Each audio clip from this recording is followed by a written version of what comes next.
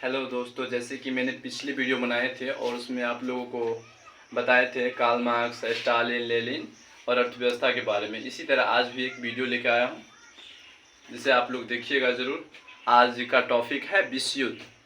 विश्व युद्ध तो विश्व युद्ध है तो विश्व युद्ध सबसे पहले तो विश्व युद्ध कहते किसे हैं, विश्व युद्ध किसे कहते हैं। तो विश्व युद्ध का अर्थ हुआ जब पूरे देश में युद्ध होता हो। विश्व मतलब दुनिया, जब पूरे विश्व में ही युद्ध होता हो उसे विश्व युद्ध कहते हैं। और विश्व युद्ध जो है दो हुए, विश्व युद्ध दो हुए।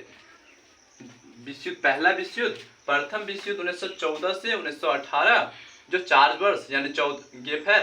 प्रथम विश्व युद्ध 1914 में आरंभ होकर 1918 में खत्म हुए।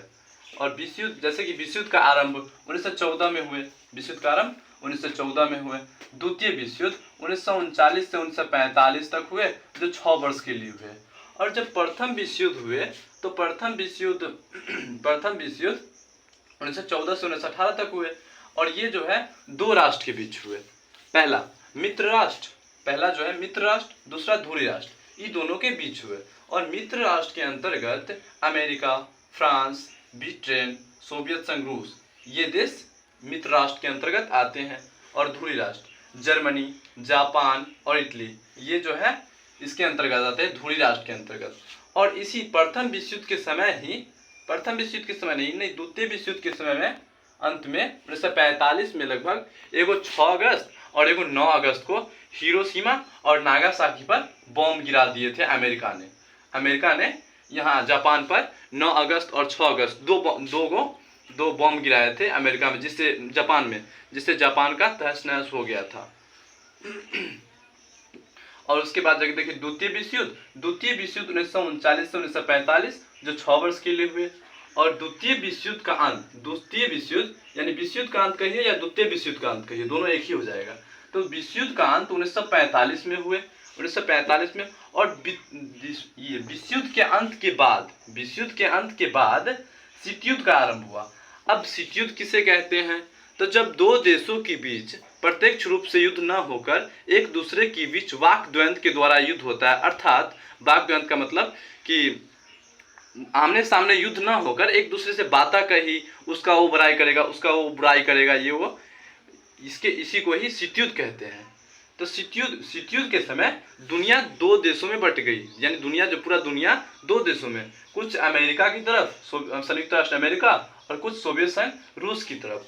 तो इसके तरह दो गुट भी बन गए। तो अमेरिका का जो गुट हुआ उसे पूंजीवादी गुट, और ये सोवियत संघ रूस का जो गुट बना उसे समाजवादी गुट कहते हैं। पश्चिमी अमेरिका जो है यूरोप के पश्चिम में है, तो अमेरिका पश्चिमी गुट, और जबकि सोवियत संघ पूर्वी गुट बन गए। और ये अमेरिका जो है एक संगठन बनाया नाटो, जिसमें शुरू में तो 12 देश थे। शुरू में नाटो में 12 देश थे। अभी वर्तमान में 31 देश है, जिसकी स्थापना, नाटो की स्थापना 1949 में हुए।